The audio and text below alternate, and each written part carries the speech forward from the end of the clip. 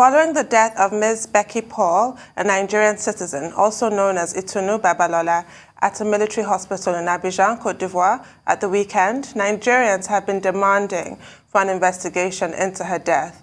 Ms. Paul had been sentenced to 10 years imprisonment in Cote d'Ivoire for alleged human trafficking, which she insisted before her demise she did not commit. Her ordeal started after she accused an Ivorian of robbery at her residence and insisted on filing a case against him.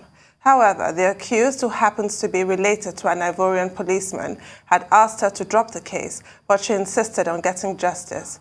Using a pseudonym, she went on to file the charges against him, but mysteriously, the robbery charge which she filed was flipped to a case of human trafficking against her. In a statement issued this week by the Nigerian embassy in Cote d'Ivoire, the mission said the deceased had been diagnosed with diabetes and went into diabetic coma at a hospital in Bonduku, north-central Cote d'Ivoire, on Friday, November 12, 2021. The embassy said she had been sentenced to a 10-year prison term and that the consular section had paid her visits to commence the appeal on her sentencing before she died. Now joining us to discuss what the Nigerian government is doing to get justice for the late Ms. Paul and compensation for the family that she left behind is Abike Dabiri-Erewa, chairperson of Nigerians in the Diaspora Commission. Good morning, and thank you for joining us. Good morning, Adeswa. It's not Adeswa, it's Tundu. Oh, Tundu, how are you? Very well, thank you. How are you, Tundu? Nice to see you. Same here. I know there's a resemblance, yes. So I forgive you for the mix-up. We look alike. I mix both of you up all the time. Yes, a lot of people do. So to the sad story of Itunu Babalola, let's start with exactly what happened. What happened to her? How did she end up in the position that she ended up in? What steps were taken to assist her when she went and filed the complaint at the police station in Cote d'Ivoire, when the case was flipped against her and she was accused of human trafficking? What assistance was rendered to her to take her through the trial? Did she get a fair trial? When she was convicted, what steps were taken? Well, yeah, first and foremost, she did not inform the mission about the trial. She had spent 2 years in jail. Then her father cried out for help and reached us, and then 1 or 2 stories in the media, and that was it. So first thing is, perhaps if when she had issues with the burglar, with the policeman that was changing the case, if she had reported at the mission, maybe it would have been a different story. But as soon as the mission, as you said in your statement from the mission, as soon as our ambassador in Cote d'Ivoire, Ambassador Adamu, got to know about it, they immediately took action. First was, they went straight to see her when she was in prison, in somewhere outside Abidjan, somewhere in the hinterland there, and got a lawyer. And I think the first thing they did was got money together, raised the first set of fees to pay the lawyer to even begin the case. And the money was raised within the Nigerian community and the Nigerian mission in Abidjan, quickly went to see her. And then the lawyer gave an assurance that, listen, this is a very good case for appeal. In fact, the prosecutor made it clear that, listen, this girl shouldn't be in jail. So now the next thing is, this was in May. So the next thing was, how do you transfer that case from where it was in the hinterland to Abidjan? So that was the first step the lawyer had to take. We're told sometimes it could take 2-3 years. You understand what it's like. She's been in jail. They have their own judicial system that could be slow. But Ambassador Adamu and the whole staff of the mission did not rest on this matter at all. So they kept, then the next thing was they paid the lawyer some thousands of dollars to start the case. The initial payment was just to begin to let us know exactly the situation. And then that happened. And then within those months, they succeeded in actually transferring the case from the hinterland to Abidjan, which was the major obstacle. And so the case was transferred to Abidjan. And then the appeal was to begin. And then, like you said there, Friday, they said she was ill. Sunday, she passed on. So again, our condolences to the family, and we've been in touch with our father. The main thing the father wants, he wants his daughter's corpse. But the corpse is not coming immediately because Ambassador Adamu has demanded an autopsy. So an autopsy is being conducted, and we will await the result of the autopsy and then take the next steps. NIDCOM has written to Interpol. telling them about this case because it involves a policeman. So we hope that they will take it very seriously. And also the Office of the Attorney General is very much in the picture. And like I said, the mission in Cote d'Ivoire really has not rested on their oars on this matter at all. It's quite unfortunate. She was just 21 years old, a young girl that went to seek a means of livelihood and survival. And for those who say, like you said, why did she use Becky Paul? Well, we wouldn't know. She's dead now, but maybe she was afraid. I don't want to go into all that. Maybe she was afraid. Maybe, you know, that was the name she used. But whatever the case, she was not involved in human trafficking. Thank you so much, Abike Dabiri-Erewa. But there's another slant to the story. The other slant to the story is the fact that the consular staff were slow in response. That's number one. Secondly, there was even an allegation of collection of a certain amount from this lady to help with the case. There was a certain consular officer mentioned in all of this. Can you tell us more about that? If you also go to the website of the Nigerian mission in Cote d'Ivoire, you see the statement on that particular very malicious story.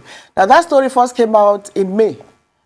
So it's not even news. It didn't come out after her death. What happened, and I think I mentioned it, was the fact that immediately this matter got to the mission. First thing is, let us raise money. So that staff was the contact person. If you want to help, pay to this amount. So staff of the mission raised money to get this lawyer to go to where Itunu was and start the case. And then members of the Nigerian community, including staff in AFDB, we have some of them in banks, they got together and decided to support Itunu by paying you have to pay into an account. And that is why that consular officer was the one that collected the money. So the initial payment, I think, was about 300 to 500,000 cefas. So any other person with contrary information, please come up with it. I think it's actually wicked to post the guy's picture and his check. And this story was out since May. And the person who put out the story was informed that, look, this is not fair. And that is actually very,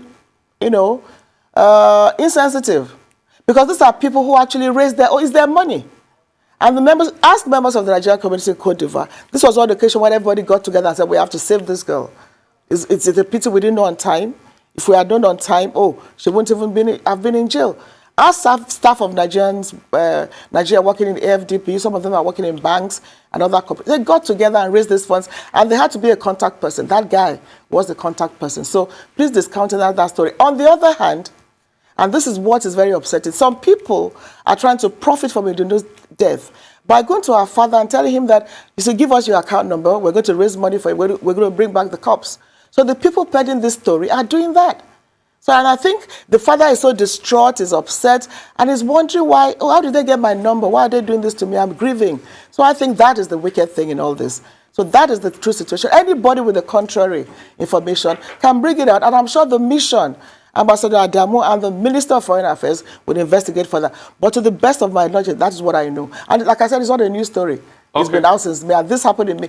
Itunu's case, yes. So okay, concerning that, there's also a recording of a conversation between that consular staff and Itunu, of blessed memory now, and the consular staff was saying, oh, this is the XYZ amount you are going to pay. And secondly, I'd like to ask, why should people even contribute money to get legal representation when we have a consulate there? Isn't the consulate supposed to take care of that? Is there no budget, for instance, to be able to follow a case to a legal conclusion for any Nigerian that gets into trouble abroad? Because that's even shocking that people had to contribute money to get a lawyer. Yeah. Unfortunately, that is the way it is. The missions are not properly funded, and it's an open secret. Even the Diaspora Commission is not funded. We get 8 million a month. So even if I was going to get on a plane to go to some countries, I can't even go. We have to think outside the box. So that is the reality of the situation. So why did they have to do that? Because they didn't want to wait for unnecessary protocol. This was an emergency, and it was like, let us help ourselves. And then the issue of, I don't know the conversation, but the consular had also explained the issue of whether 400,000 you're supposed to pay. Initially, look, the payment for the lawyer goes into thousands of dollars. And it was like, okay, what does the family have? And the family has nothing. And immediately Ambassador Adamu got to know the actual amount. He has actually mobilized the lawyer, and the case had gone on. So I don't know what conversation you heard, but that is the story. Whatever it is was the fact that even, like, they had to contribute their own funds to do this. As we said, maybe it's right, maybe it's wrong, but they had to, it was an emergency. And they had to move it immediately. And they had to say, listen, let us help ourselves first before we start talking about protocol. And I think that rather was a human thing to do and not the other way around. But it's quite unfortunate that Itunu died because everybody did everything possible to just ensure that she got the appeal and got out of prison. And yet it was too late. You rightly said earlier that you don't know why Itunu changed her name to Becky Paul, because unfortunately she's not here to tell us. But one can imagine that she chose a name like Becky Paul to disguise the fact that she's Nigerian, because all over the world, different governments and citizens have declared open season on Nigerians. What exactly should you be doing now to address the weakened regard for Nigeria and Nigerians all over the world, in Asia, everywhere? Even our neighbors think they can treat us in any manner that they feel like with no consequence. Well, your question, let me take it from the part of, is it right? Should I go to another country and bear another name? No. No, I don't think that should be encouraged. So like I said, be Itunu's soul rest in perfect peace. I don't know why she had to use another name. Maybe it was out of fear, but you can't, assume another identity. If you're not comfortable with that country, then don't stay there. So I don't want to go deeply into that. Like I said, let the poor girl's soul rest in peace. But my appeal to Nigerians is this: if you go to other countries, just obey the laws of the country and do the best that you can in that country. So bearing another name, I don't think that should be the right thing to do in any circumstances. And that is the thing. And in terms of, you see, I still believe that the green passport is respected. I hold my green passport with respect, my Nigerian passport with dignity, and I will not allow myself to be stereotyped. However, the way some of us also treat the green passport is not right. So let's look at it. How do we ourselves conduct ourselves in some certain situations? So I don't know what the other part of your question, but that's all that I can say about that. Let's conduct ourselves with dignity, with respect. I wanted if, for instance, in Indonesia... Yeah. Please go ahead, Honorable. Okay, for instance, in Indonesia, we have about 14 Nigerians that have been killed because they carried drugs. The Nigerian government has pleaded, has begged, and they said, that is our law. The fact that they are Nigerians don't matter, others are also in the same picture. What do you do in that circumstance? You've pleaded, you've begged, but the key thing is when you get to Indonesia, the first thing you see is, do not carry drugs, you're going to die. Then you still go in and carry the drugs, and you think, oh, Nigeria should beg for us. So I think, as the president always says, be good ambassadors of your country, and do not forget home, and conduct yourselves very, very well wherever you find yourselves. And I think in Itunu's case, one of the things we've learned is we've always told Nigerians, anywhere you are, like when she got into trouble, if she had gone to the mission, I believe she would have gotten help. Maybe the case would not even have gone to court, but some people will say, oh, they won't even talk to us. It's one thing to say we went there, they didn't answer us, than say we didn't go at all. And a lot of that showed up during COVID pandemic, where everybody was coming to say, listen, I need help, I'm a Nigerian, without knowing they were there. So it's important, particularly students, just pop in, let them know what you do, have your, do your documentation. For irregular migrants, of course, you don't want to show yourself anywhere. You don't want to even know that you're there. So there are two sides to this whole thing. But my advice is, if you're in a country, you're there, legally, regularly, let the mission know. You never can tell when you may need to reach out to them. Right. So you had a meeting with the ambassador, the ambassador of Ivory Coast to Nigeria recently. What's the outcome of the meeting? Would that help with the release of her body? And secondly, in all of this that you just stated now, that most of the missions are not well funded, and if you have a case that has to require money and getting a lawyer, you are on your own. That's what it means invariably. Then what do we say as regards, the inhumanity going on in India to many Nigerian citizens? That case is up now. Most Nigerians are complaining out of India. So if you don't get a good lawyer, if you don't have the money to get a good lawyer, the mission can't help you. Well, I can't really speak for the missions because the missions are under the Ministry of Foreign Affairs. The Actual Commission is also a parastatal under the ministry, but I do not think the missions, are supposed to be going around paying for lawyers everywhere. I don't think so. But however, missions intervene. For instance, a lot of missions have gone into prisons and made sure they release some Nigerians that shouldn't be there. Like in Benin, there was a little boy who was there for 4 years they said he raped a 4-year-old. So he shouldn't be in prison for 4 years. So our missions do visit presentations and, cases that, obviously there's a miscarriage here, they do succeed. So I don't think it's about missions getting lawyers for you.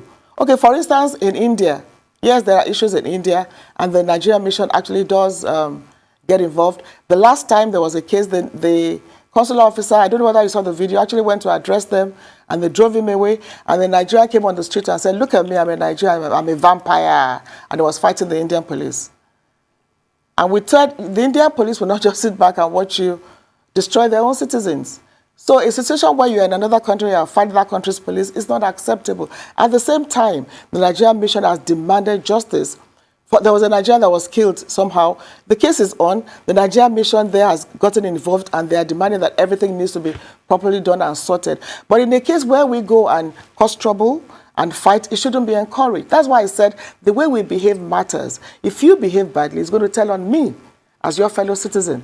If I behave well, it's going to tell on you as a fellow citizen. So we're having a situation where in some cases, the bad is affecting the good. However, my own point is that I will not allow anybody to stereotype me because of one person. So that one person do everything possible to, do the right thing. So when you do the wrong thing, and then you keep going to the missions and say, well, you have to save us. I mean, you understand that, don't you? So it's just about, putting up our best behavior. But I know that with the missions and with a lot of new ambassadors now, a lot of cases affecting Nigerians are dealt with. But there are some that, you're already in prison for drugs, and then your family writes and says, our brother, we did this and that, get him out. It has to go through a legal process. And the mission will not going to pay for your legal fees for a crime you had committed. There's an awful lot to learn from this tragic situation that happened to Itunu, and you've shed a lot of light. It really does boil down to personal responsibility, ultimately, letting the mission know who you are and where you are, and also how you conduct yourself abroad. Thank you very much for joining us this morning. Abike Dabiri-Erewa.